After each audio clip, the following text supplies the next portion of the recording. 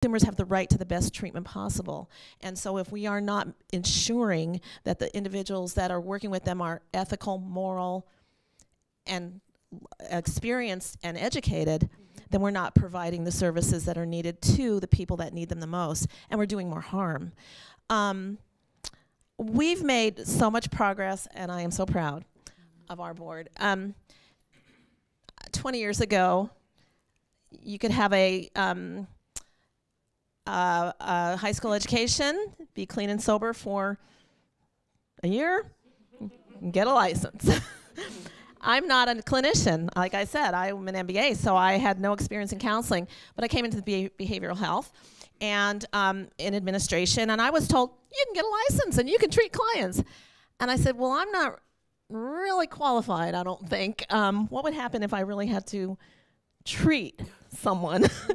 And so what we have done over the years is we've changed the requirements.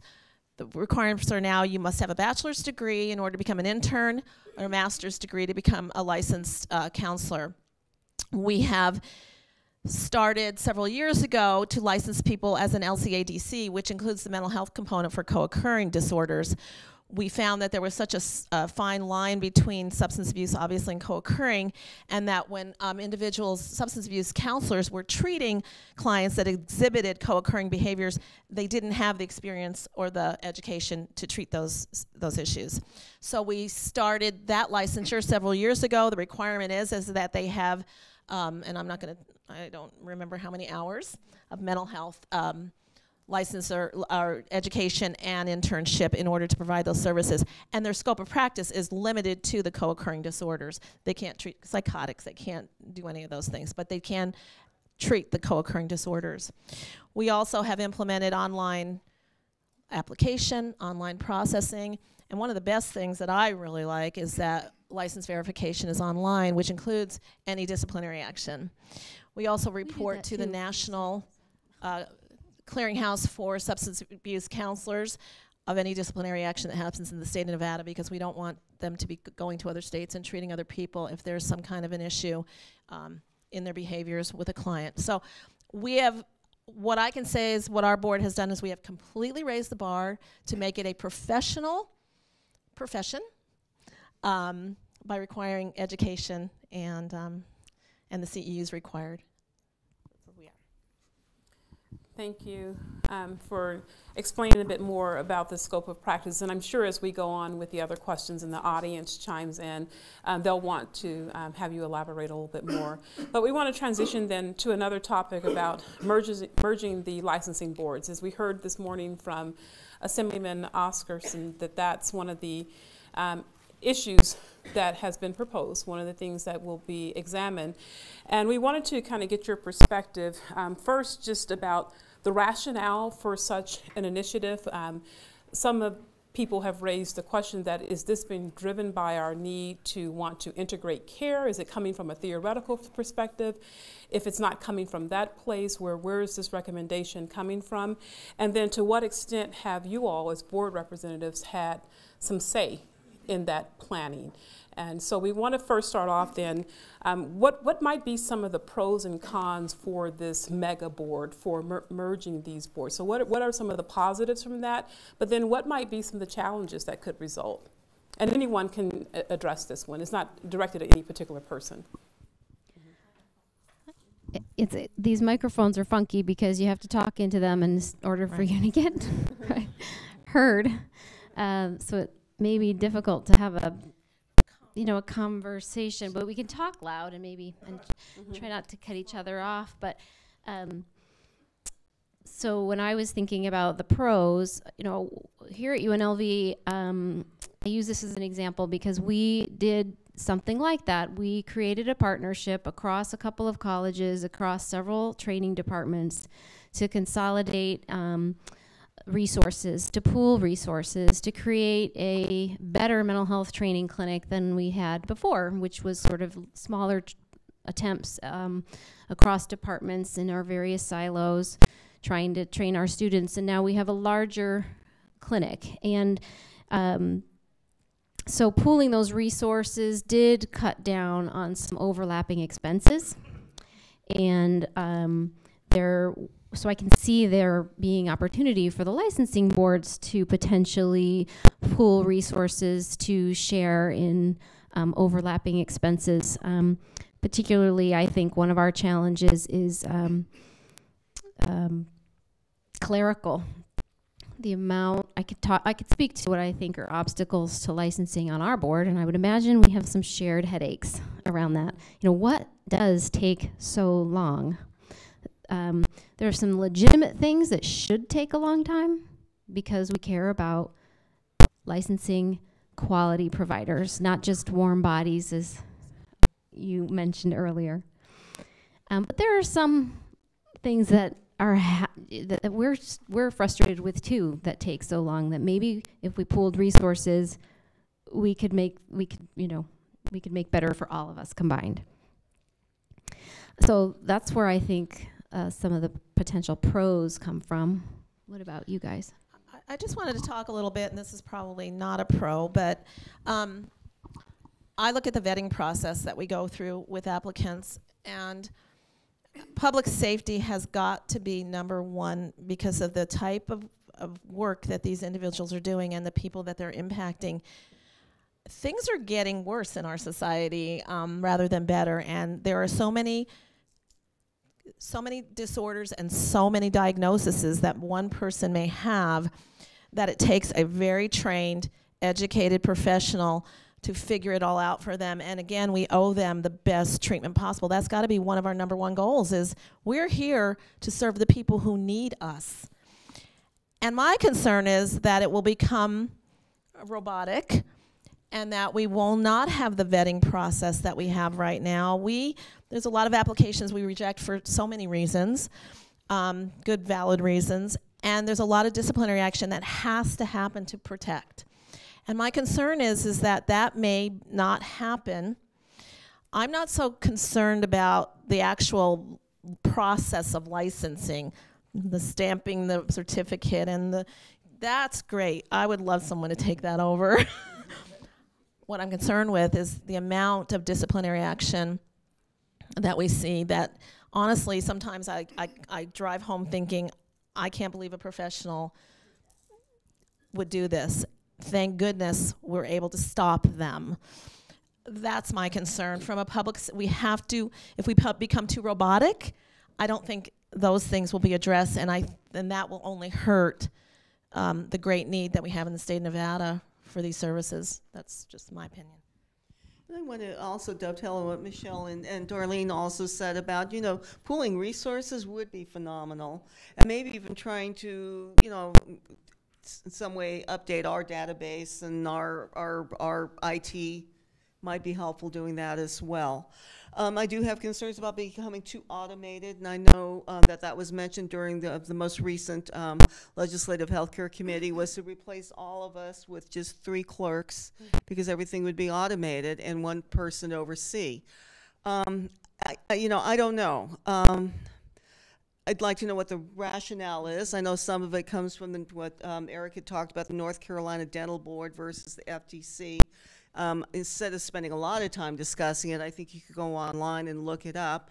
But it also talks about how their board, which their members are elected by their own licensees. So it'd be like for us, NASW, nominating the board versus all of our board members are appointed by the governor. None of us elect our own board members. So there's, it'd be kind of interesting to hear what that's about. I would also like to see, I'm trying to like to keep an open mind. I want to know what is being proposed instead. Is it just something that's just going to be hacked together and put together, and then we'll kind of work it out? Or is this something maybe, understandably with our board, I'll say that, there's things that could always stand improvement. Perhaps maybe just some finessing with a surgical knife and a little bit of this, that, and the other versus a hack job might be the route to go. The other thing is, I don't think we've ever had what they call a sunset review, where somebody actually comes and sits in and observes your office for 2 or 3 days, see exactly what it is you do. Because again, if it's sort of this sort of DMV approach that, we just people pass exams and we're supposed to just give them their license. There's more to it than that. I was just kind of making a summary of just the things in my own capacity I did yesterday. Had to talk at length with a new applicant with a criminal history that was very concerned about applying. Should I apply? Should I not apply? Somebody from the public had called because he has a child custody issue and he's angry with his social worker and doesn't feel he's being heard, and he's very limited on resources. I had individual continuing education courses. To date, we don't charge to review continuing ed courses, and we like to be respectful of the robustness and the variety that our social workers have in the field as far as their area of interest. You know, I don't know what would happen with that. We probably would not be able to do individual CEUs anymore. I'm not sure. Then I also get ethical dilemmas. I almost feel like I'm the Ann Landers of social work, you know. What would you do type of thing? And so I have to tell them we don't offer legal advice because I'm not an attorney. Never played one on TV. But, you know, we can offer you some guidance. And, you know, I think this is, again, where sort of my expertise is, as far as being in the field and the variety of arenas of social work has been very beneficial. And they usually, I think, are pretty happy. They may not like the answer I give, but I think they at least feel pretty confident that I gave a pretty competent answer. So, our board's position, we had a meeting a month ago and we talked about this expanded board concept. And we're not formally taking a position on whether this proposal should go forward. I don't think that's our role. But we definitely understand the frustrations that led to this being proposed. And we understand, too, some of the strategic thinking behind this, that maybe there are some efficiencies, not only cost efficiencies, but hopefully maybe it could help with integrated care at the same time. So on the pro side, we definitely understand why that would seem to be an attractive option. And we understand the frustrations because as licensees, we have experienced, many of us on the board have experienced those same frustrations. And so we're very sensitive to those and trying to do our best to get in front of those. In terms of whether it's a good idea or not, I don't know. I mean, I think every possible form of human organization, whether it's a for-profit entity like Enron, or if it's a nonprofit, or if it's a government agency, they all can do well and they can all fail miserably. It all depends on the leadership and the people on the ground, whether or not you have ethically driven leadership or people are trying to take shortcuts. One of my concerns if we go to a super board is that we'll lose some of the intellectual capital that's currently on these different boards, some of the institutional history for why decisions were made and how they came about, and that helps to provide context for ensuring that everybody's treated equally and fairly. And I don't know that we would see those efficiencies that are hoped for. A lot of the work that's done is to move a piece of paper, is to have a conversation, and you really can't have 3 conversations at once. So I don't know how much we would actually have in terms of efficiencies, but I definitely understand the attraction to the idea.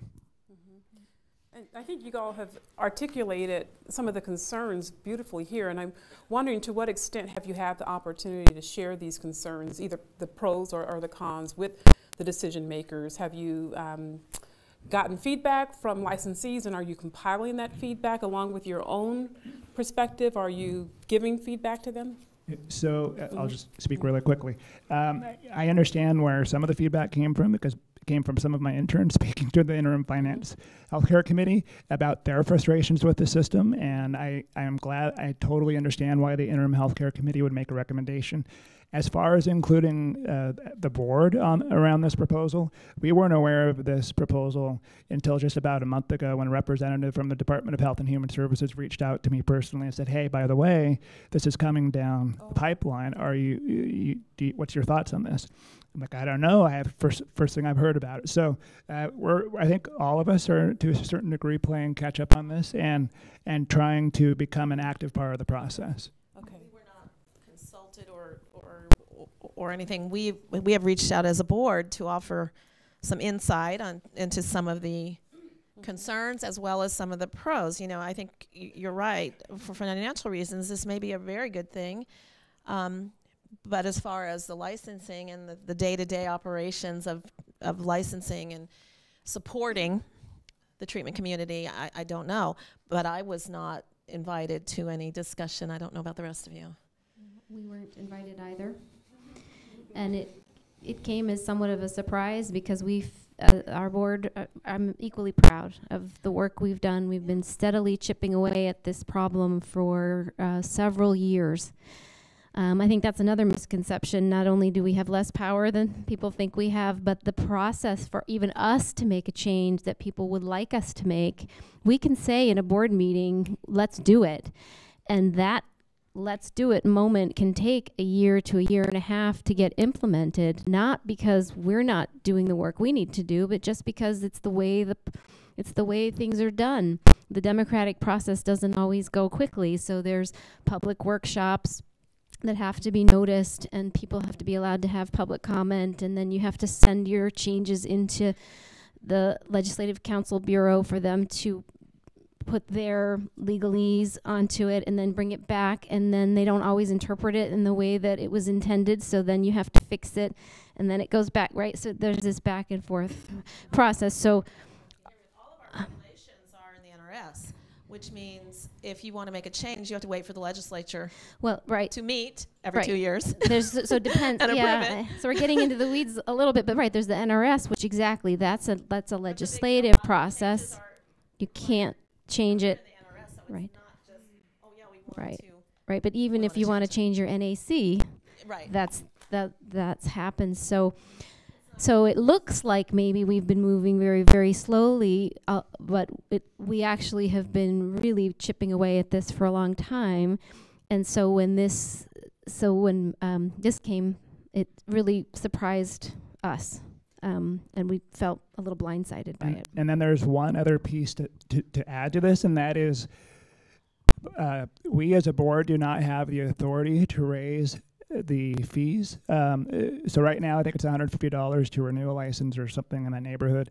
That's been that same fee for 10, 20, 30 years. I don't know when that was first set and then last revised.